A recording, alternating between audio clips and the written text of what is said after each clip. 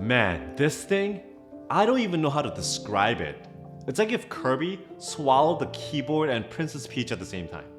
The bubblegum pink QK75. But why does it look so good? Hi guys, welcome back to the channel. This is Scott K. I think at this point, everyone in the hobby pretty much knows who Qwertykeys is. The makers of one of the best entry custom mechanical keyboards on the market. The thing about Qwertykeys though, not just the fact that it's actually Owlstabs' sister company. Every new keyboard they bring out, they innovate. Every QK series that comes out after another is better. There is either some improvements or more features or both. But the pricing usually stays pretty consistent, all under $200. Even the QK75. When the QK60 came out, I thought it was just gonna be like a smaller QK65. But nope, it introduced wireless, new case materials, improved weight design, and emphasis on color customizations. Now, with the QK75, naturally you think, oh, a bigger QK65. But nope, this thing is very different from the first two QK renditions. What changed? Let's find out why I say Qwertykeys is still the best quote-unquote entry keyboard. So like the first two QK keyboards, the QK75 comes in a nice carrying case. But in addition, it also comes with this extra box. What's inside the box, you ask? Let me show you. Accessories. Well, so you got things like the coil cable, a hex screwdriver, keycap, and switch pullers. Then some nice Owlstabs as usual. What's this? A knob. Yes, a knob. The QK75 can be fitted with a knob if you'd like. So you got this chunky, heavy polished PVD stainless steel knob. It's probably one of the nicest knobs I've seen on a keyboard so far. It actually weighs 22 grams. Twisting the little knobs is not your thing. You can also just install these little coins instead as well. They're made of PVD iron. Both the knob and coins come in 3 different colors and 3 different designs. You also get a daughter board and a 2.4 GHz USB receiver. Why? Yes, because this thing could go wireless, son. Bluetooth and 2.4. Finally, the bag of feet and these weird little silicone pegs. What the heck are these? Well, these little pegs are your gaskets, but they work very interestingly, so we'll go over that later. I also got 2 plates, the FR4 and the palm, but you can also pick up the aluminum and PC as well if that's what you like. As with most palm plates, it's very flexible enough that it doesn't really require flex cuts. On the other hand, the FR4 plate comes with the flex cuts that match the cuts on the PCB as well. Now, looking at the plate, you're like, where are the tabs? How does this thing even mount? Well, let me show you. So remember what I said about those little silicone pegs? They actually mount into the PCB. Wait a minute, into the PCB? Does that mean that this thing could actually go plateless? Absolutely. But what is pretty cool is that instead of just having like tabs on the top and bottom, you also got the tabs on the sides. The peg's actually designed to mount 360 degrees all around the lower case for a more even flex and feel. Plus, pour-on foam gaskets tend to dampen more and can muffle the sound more. Silicone gaskets like this helps to isolate the plate, but can also help to preserve the sound a little bit better. You see why I get so excited every time I see a new QK board? It's the anticipation of what did they do this time? Besides the new mounting style, the PCB has flex cuts matching the plate as well, as we spoke about, featuring the south-facing KO hot swap sockets. The PCB doesn't have RGB, but has indicators to show you the wireless connection status and also the caps lock status as well. Finally, for the wireless tri-mode versions like this one, you got this little slider switch to turn the wireless on or off. Classic. Like all QK boards, it comes with various foams. So you got the case foam, and then you got the mid-plate foam, and finally the QK and Owlstabs signature PE foam. Remember, you can choose to use all of these or none of them, so it's actually your choice. Now let's explore the bubblegum pink case. When I received this, I thought, why did they send me such a crazy pink case? But it grew on me. It's probably the glitter that won me over. Like, yes, the QK60, it's got a lot of different color options, and guess what? 6 of them have glitter in them. The case itself is an exploded 75% design with the arrows and the Navi cluster broken out. The right corner comes standard with a coin holder. It's magnetic, so the iron coin just kind of snaps right in.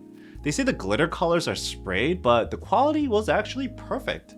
My version came with a sandblasted gold PVD stainless steel weight below. Even this has many different choices, both sandblasted and also mirror. Remember what I said about the QK60 weight? How it looked a little bit plain? Well, QK took that feedback and added the Qwertykeys logo right in the center of the weight. In my opinion, this actually helps to add a little bit of detail and breaks up the monotony of that really big weight piece on the bottom. Now, the weight doesn't end there. You look inside, you got another one. This time, it's made of red brass. So yes, this keyboard is all about the mixture of metals. You got aluminum for the case, stainless steel lower weight, brass inner weight, and iron coins. The red brass weight also acts as a cover for the 2 battery packs below. So if you go wireless route, it has a total of 4,400 milliamp hours. Besides that, you got the daughter board that integrates all of the connectors into one for convenience as well. We got everything we have to build now. But before I start the build process, a quick word from our sponsor, Milktooth. So what the heck is Milktooth, you ask? Well, it's not a dessert. They're a vendor that sells switches, but there are like a million of those. What makes Milktooth special? Well, let me tell you. If you're buying a new Switch, can you really tell how it feels and sounds by just looking at the force graphs and watching videos? What is the difference between a Palm and a UHMWPE? What if you can actually try some of these before making the purchase? You know, that's exactly what Milktooth does for you. So Milktooth offers this try it at home kit that allows you to choose up to 5 switches to try them at home before buying. The kit costs $10 and comes with a return label, so once you try it out and you send it back, you get the $10 back as credit to put towards a Switch purchase. So at the end of the day, the kit is actually free. Currently, they have a good selection of switches, but they're gonna also work to continue to add more as they go as well. So check out Milktooth in the description below. So you can build the QK75 with the coin or with the knob. I mean, I have the knob, so let's use it, right? Plus, I could not resist this little Mario flower design. It mounts to the upper right corner like this with a ribbon cable to the PCB. For stabs, I'm using the Owlstabs lubed with Krytox 205. Now, this thing is a plateless capable board and has that weird mounting system. So I'm going to build it first with no plate, no PE foam. The little silicone peg gaskets I talked about, they just kind of clip into the PCB like this. Literally little pegs all around the edge of the PCB. For switches, I grabbed a set of Tecsee Strawberry Milk Linears. Why? Because they have pink stems and this is a pink keyboard. Plus, these sound very deep and mellow, which I like. For this plateless build, I'm going to use the plate foam since it does help to prevent sound leak a little bit and improves the overall body of the sound. QK recommends the use of solder PCB for plateless, but their hotspot PCB has pretty tight pinholes, so the switches were pretty snug in there. After everything, the little peg gaskets just kind of sit into these little grooves like this, and they align the entire assembly. One thing to mention is that the QK75 has a hidden screw design, so from the outside, the screws are not visible. What is nice is that you can take the top case off even with the switches in, no problem. Wow, so pink with a little bit of black. Blackpink. The knob goes into the stem like this, and you actually screw it on so it's very nice and tight. Initially, I thought, what keycaps will work with a crazy pink board?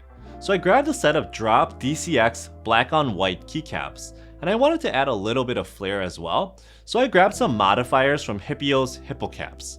I think the pink, the white, the lavender color combination actually works really well, don't you think? I never thought I'd enjoy a pink keyboard this much with this Super Mario looking knob. This keyboard just reminds me of like Princess Peach through and through. Overall, I think it's a stunning board. So normally, I don't like plateless boards. It's way too flexible for me. But this one, using the pegs all around to kind of stabilize the PCB better, it actually doesn't feel wobbly. It's ultra flexible, but it doesn't feel loose. Probably one of the only plateless options I can genuinely use as plateless. But what about the sound?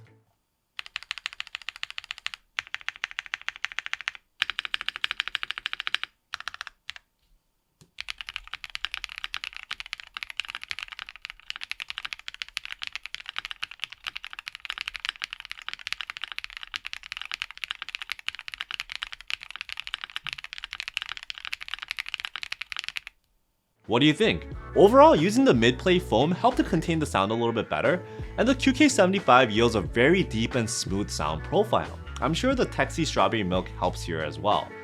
I'm very happy with the build this way. I can use it like this every day. But I know some of you guys want to hear the signature Qwertykeys sound, so this time I stuck all the foam in and rebuilt it with the palm plate as well. But before we end with the final typing test, I just want to say this. If you're in the market for a 75% and don't want to spend like $300, $400 or even more, this is a 75% to get. Priced under $200. Qwertykeys never fails to amaze, and amaze they did with the QK75. The new mounting system is very well balanced and sounds great. The feel of the board is amazing, especially in plateless mode. And the knob?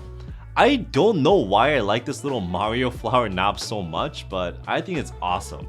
And like the QK60, the wire versions of the PCB supports QMK, VIA, and VIO.